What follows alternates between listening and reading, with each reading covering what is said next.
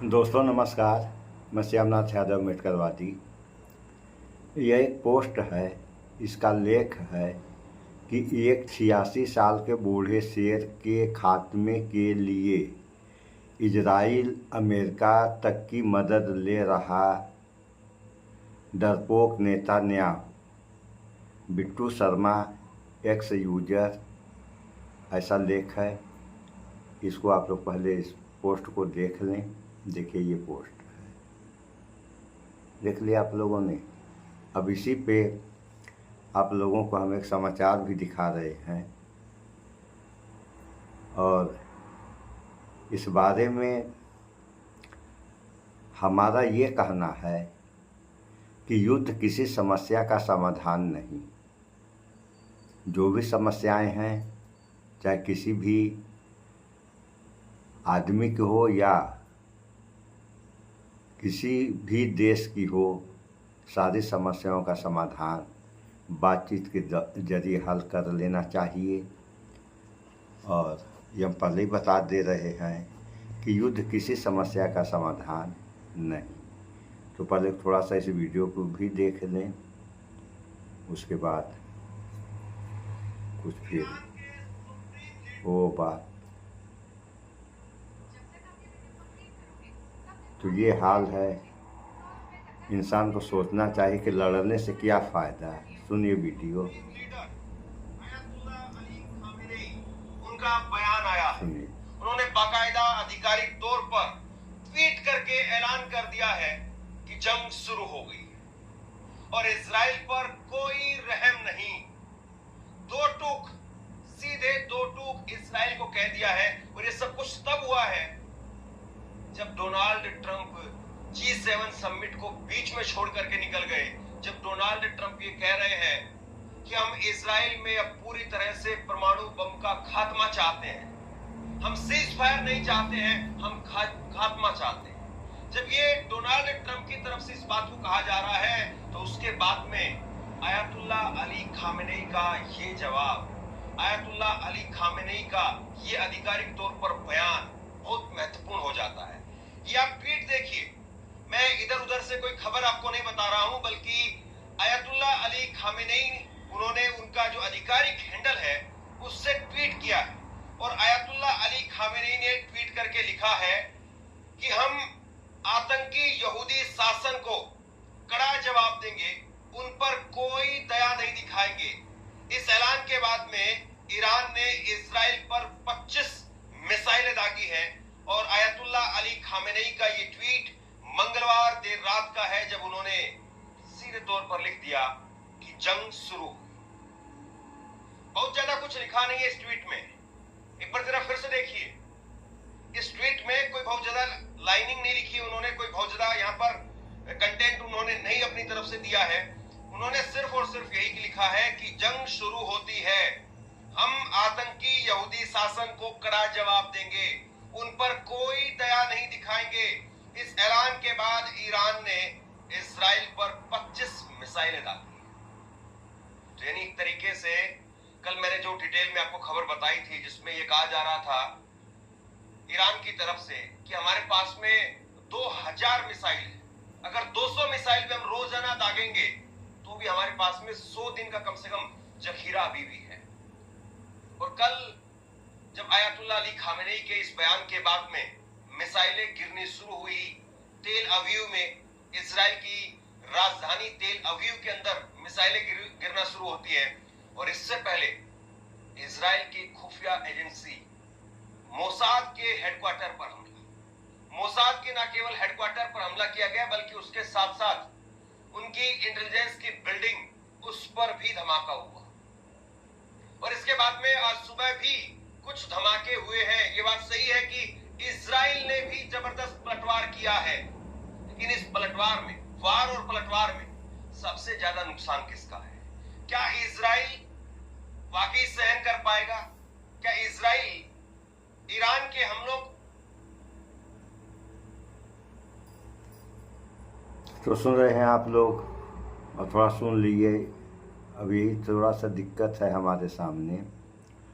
तो बात ये हो रही थी कि युद्ध किसी समस्या का समाधान नहीं है। तो वाकई सुन लीजिए करेगा, थोड़ा ये इस सा। वक्त में बहुत बड़ा सवाल है।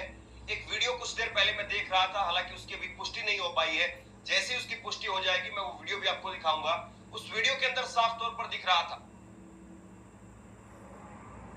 ये हाल है, बस केवल टैरिफ बढ़ाना है इन लोगों को, और चल कैसे रही है तो आप लोगों के सामने है, ये हाल है। तो अब जो है ये लड़ाई खामिनेई है इनका कहना कि अब जंग शुरू हो गई है। तो जंग जब शुरू हो गई तो नाश किसका होगा? केवल इजराइल और ईरान का जो है नुकसान होगा। शेष दुनिया क्या करेगी? सुख का जीवन जिएगी? अरे सारे लोग परेशान हो जाएंगे, इतनी बड़ी तबाही मच जाएगी कि इजराइल के लोग बंकर में जाने को लेकर के झगड़ रहे हैं। थोड़ा सा और सुन देखिए, लीजिए, कल मैंने आपको देखिए विस्तार से खबर बताई थी कि इजराइल ये आदि नहीं इजराइल है। की कहानी है कि बंकर में इजराइल लोग भाग के रहे लोग हैं। बहुत आराम प्रस्त हो गए, और इजराइल में बहुत आम है कि मर्सिडीज गाड़ी को लेकर के चल रहा है। बहुत महंगा एक तरीके से देश है, लोगों का कल्चर, क्योंकि अमेरिका में बहुत ज्यादा लोगों के धंधे सेट है। अमेरिका में जाकर के धंधा करते हैं, बिजनेस करते हैं वहां पर, तो इन लोगों के पास में पैसा है। लेकिन ये पैसे वाले लोग जख्म बर्दाश्त नहीं कर पाएंगे, ये पैसे वाले लोग चोट बर्दाश्त नहीं कर पाएंगे, ये पैसे वाले लोग ईरान की मिसाइलों को बर्दाश्त नहीं कर पाएंगे, और इसीलिए बंकर में जाने को लेकर के भी इनमें झगड़े हो रहे हैं। अब देखिए, कुछ रिपोर्ट निकल करके सामने आ रही है, हाइपरसोनिक मिसाइल का इस्तेमाल किया है, ये खबर निकल करके सामने आ रही है। सबसे पहले आप ये देखिए, हाइपरसोनिक, जिसको फतेह 1 का नाम दिया गया है, हाइपरसोनिक बैलिस्टिक मिसाइल, इसको जून 2023 में डेवलप किया गया। आयतुल्ला अली खामेनी ने इसका नाम रखा हाइपरसोनिक फतेह 1। रेंज इसकी 1400 किलोमीटर तक की है। वारहेड इसका 350 से 450 किलोग्राम है। स्पीड है 16,000 से 18,500 किलोमीटर प्रति घंटा, यानी एक घंटे में 16,000 किलोमीटर का डिस्टेंस ये तय कर लेती है। मैन्यूरेबल री एंट्री व्हीकल है ये, सेफ्टी सिस्टम को भेदने में काबिल है। पहली बार 1 अक्टूबर 2024 को इसका इस्तेमाल किया गया। अब जरा इस बात को समझिए कि जब कल मोसाद पर पहला हमला हुआ, तो ये पहली बार ऐसा हुआ है तकरीबन, अभी हाल के संघर्ष को अगर आप देखें तो मोसाद पर हमला हुआ है, और ईरान के लगातार हमलों का जो जवाब इजराइल की तरफ से दिया जा रहा था, उसके बाद में इजराइल जिस तरीके से नुकसान ईरान में पहुंचा रहा है, कहीं ना कहीं बड़ा मैसेज ईरान को देना था, और ईरान ने सीधे तौर पर मोसाद पर हमला कर दिया। और सबसे बड़ी बात यह है दोस्तों, मोसाद पर हमला हो गया, और मोसाद पर जब हमला हुआ तो ईरान का आयरन डोम सिस्टम, उसका डिफेंस सिस्टम मिसाइल को भेद नहीं पाया। क्यों? क्योंकि वो मिसाइल हाइपरसोनिक मिसाइल बताई जा रही है। ये मिसाइल एक ऐसी मिसाइल है जिसको इजराइल की टेक्नोलॉजी वो पकड़ नहीं पा रही। हाइपरसोनिक मिसाइल पहली बार जो है वो ईरान ने इस फतेह मिसाइल का इस्तेमाल किया है। ईरानी मीडिया में छपी खबरों के मुताबिक ईरान की सैन्य शाखा IRGC यानी इस्लामिक रेवोल्यूशनरी गार्ड क्रोप्स ने बुधवार सुबह इजराइल पर पहली बार फतेह मिसाइल का प्रयोग करने का दावा किया है।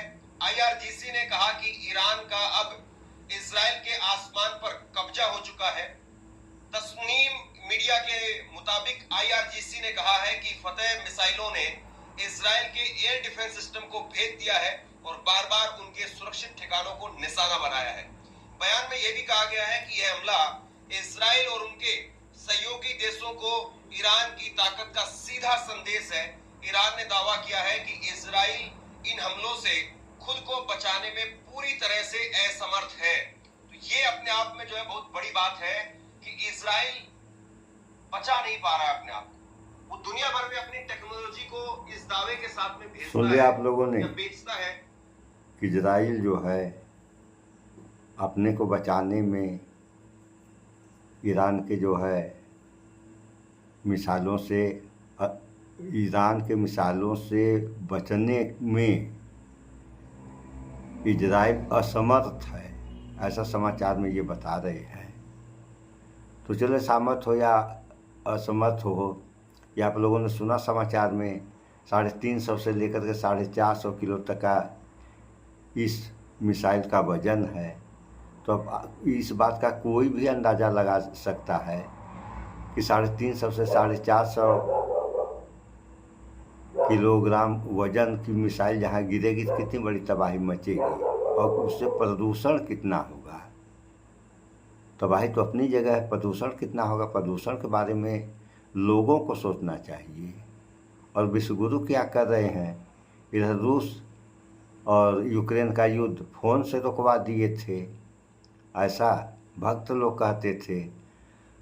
और ईरान और इजराइल की कहानी में क्या हो रहा है कि ईरान भी भारत का दोस्त और इजराइल भी विश्वगुरु का दोस्त, दोनों विश्वगुरु के दोस्त हैं। और विश्वगुरु वहाँ पे कुछ कर ही नहीं पा रहे हैं। कितने जो है वहाँ पे भारतीय फंसे हैं और कितने जो है भारतीय पढ़ने वाले लड़के फंसे हैं। इन लोगों से भारतीय दूतावास का कहना है कि आप अपने व्यवस्था से देश छोड़ के जाएं। अरे भैया, आज जो है जनता के ऊपर संकट पड़ गया तो अपने पैसे से जाएं। कैसे अपने पैसे से जाएं? सरकार किस लिए जनता चुनती है? अगर पावर है तो एक दिन के लिए जो है लड़ाई आप रुकवा दें। अगर लड़ाई नहीं भी रुक रही है तो अपने नागरिकों को निकालने की ऐसी व्यवस्था बना दें कि जो है ये सुरक्षित वहाँ से निकल कर चले आएँ अपने देश या अपने घर। होना तो ये चाहिए, लेकिन अभी देखिए अब आप लोग आगे आगे क्या होता है। और यहाँ की ये सब बातें नहीं समझ में आती हैं कि उधर जब पहलगाम में आतंकी हमला हुआ तो जो भाड़ा था विमान कंपनियों का, उस भाड़ा से 2 गुना 3 गुना 4 गुना भाड़ा बढ़ा दी। तो इसी को प्रधानमंत्री नरेंद्र मोदी ने कहा था आपदा में अवसर, यानी किसी प्रकार की समस्या पैदा होती है देश में तो कुछ लोगों को अवसर प्राप्त हो जाता है पैसा कमाने के लिए। अभी एयर इंडिया या टाटा वाला जो जहाज़ क्रैश हुआ है उसमें भी यही कहानी निकल कर के आ रही है कि कंपनी ने जो लोग मरे हैं उनको 1-1 करोड़ रुपया देने की बात कही है और कंपनी को खुद जो है 4,000 करोड़ रुपया मिल गया या मिलने वाला है। तो जो मरे उनको इतना मिला, माने 1-1 करोड़ मिल रहा है। चलिए ये मान लिया जाएगा कुछ उस बिल्डिंग का नुकसान हुआ है जिसमें डॉक्टर लोगों का मेस था, तो उस बिल्डिंग को भी बनवाएगी टाटा कंपनी। उसके बाद भी पैसे बच रहे हैं, वह भी पैसे इनको अगर दरिया दिली दिखाना है तो सारे पैसों को जो है जो मरे हैं उन लोगों में बांट देना चाहिए। अब देखिए कंपनी क्या कहती है, अगर बांट दे रही है तब तो सराहनीय काम किया इसने, और अगर नहीं बांट रही है तब सराहना कैसे की जाएगी और कौन करेगा? इन सब बातों पर विचार करें आप लोग। जो भी गलत काम है वो गलत न हो और जो गलत कर रहे हैं वो काम गलत न करके सही काम करें। जब सही काम करेंगे तब वो सराहनीय काम होगा। देश क्या दुनिया सारे लोग सराहना करेंगे, अन्यथा सराहना तो करेंगे लेकिन सराहना के साथ साथ बुराई भी तो करेंगे कि आपदा में अवसर। यही होता है आपदा में अवसर। सो इस वीडियो में इतना ही। स्वच्छता अपनाएं, शुद्ध खाएं, स्वस्थ रहें, शिक्षित बने। जय विज्ञान, जय संविधान। नमस्कार।